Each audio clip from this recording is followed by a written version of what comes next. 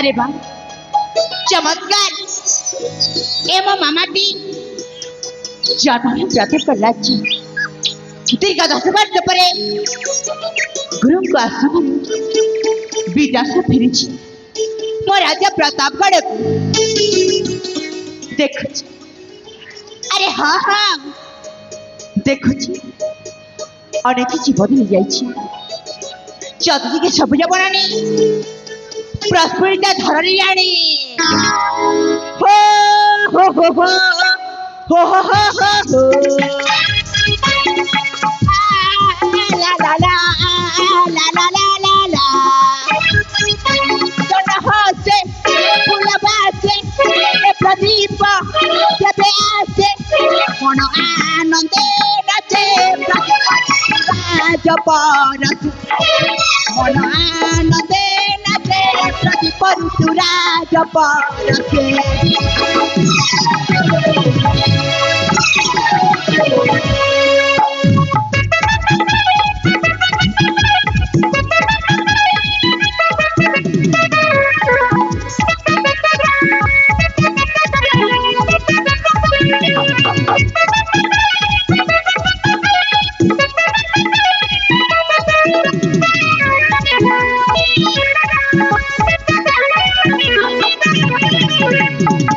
प्रतापगढ़ राजा कुमार प्रताप केसरी अटंती पियर कोटि कांदर पकुटी बदन रूपदार युवती गर्भ गंजन गुरुकर आशीर्वाद शिक्षा हित फसे ऋतुराज परस हित फसे ऋतुराज परसे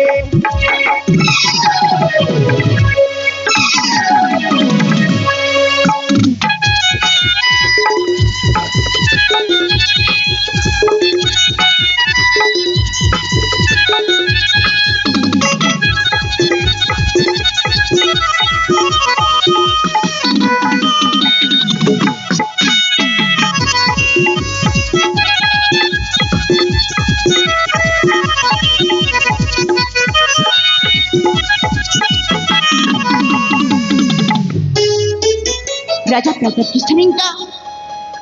एकमात्र पुत्र नाम मोर प्रदीप किंतु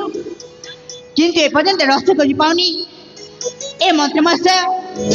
मोती पारिली पोषिली एडिटी कले कहीं सतरी बाबा मत घृणा करुले ना स्नेह ममता पाई तो केवल मंत्रमस पाई राजा प्रताप केसरी मो जन्म से बाबा एत घृणा कले कहीं सतुर अयोग्य संतान बाबा प्रदीप बाबा प्रणाम सौभाग्यवान कीर्तिस्तंभ कर्तुस्तंभ मो जाने राजा प्रताप केसरी का एकमात्र पुत्र किंतु किंतु से पितार कर्तव्य कर दीर्घ 10-12 वर्ष मु गुरुकुल आश्रम पाठ पढ़ी ए दुनिया मथरे ଥରେ ହେଲେ ମତେ ଦେଖା ପୂର୍ବରୁ ଯାଇଛନ୍ତି ଯାହା ବାପାର କର୍ତ୍ତବ୍ୟ ଆପଣ କରିଛନ୍ତି। ମୋର ମନେ ଅଛି ଯେତେବେଳେ ମୋତେ 7-8 ବର୍ଷ ହୋଇଥାଏ ଆପଣଙ୍କ କୁକୁଡ଼ାକୁ ଛାଡ଼ି ଗଲି। बाबा प्रदीप ବାବା पिता धर्म पिता सर्ग पिता ही परमं तप पितरी पितिमा पन्ने व्यक्ति सर्वदेवता सेपर राजा आउ ए प्रताप जनपजा होती संतान तमे एका नुह बाबा तुमको जनक देखिले ए प्रताप जनपूजा दुख सुख कथा बुझीब बाकी ठीक ଅଛି ଆପଣଙ୍କ କଥାକୁ ମୁଁ ସ୍ୱୀକାର କଲି। ହେଲେ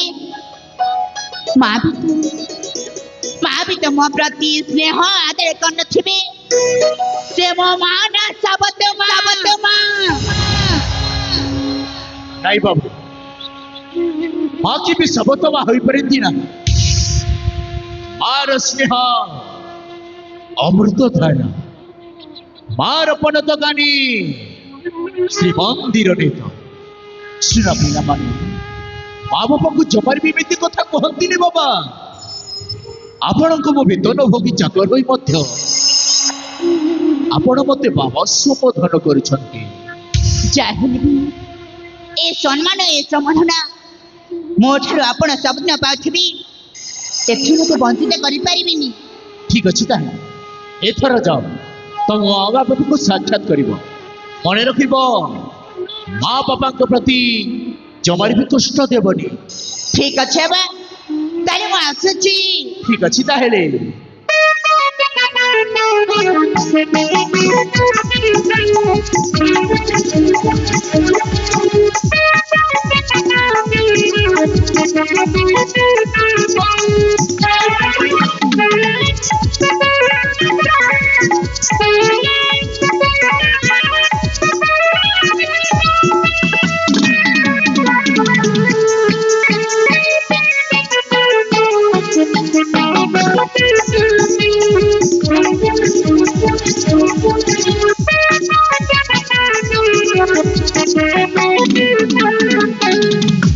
बिचरा प्रदीप